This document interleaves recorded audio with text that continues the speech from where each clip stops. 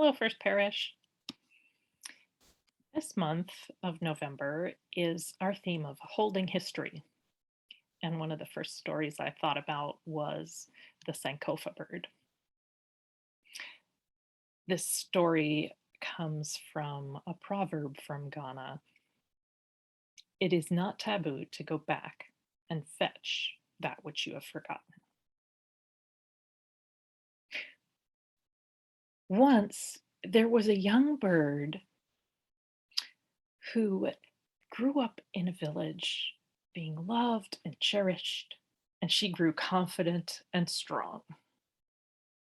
When she became a teenager, she decided to sneak away.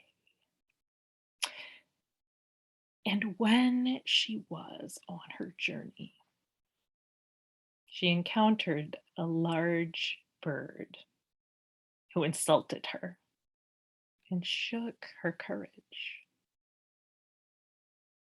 She didn't know what to do. So she went back to her village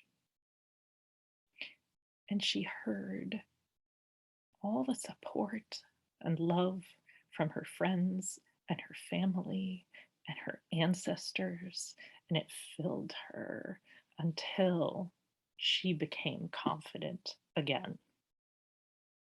And she marched back out away from the village to confront the bird, knowing who she was in her core. And when she did, the other bird, poof, disappeared. When she came back to the village, her image was carved so that other youth in the village could remember her story.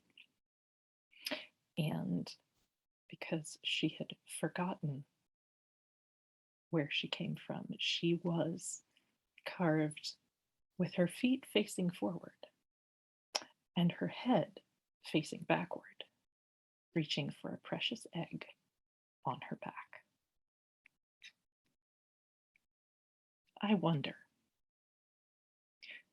what's something you have forgotten that you could go back and fetch?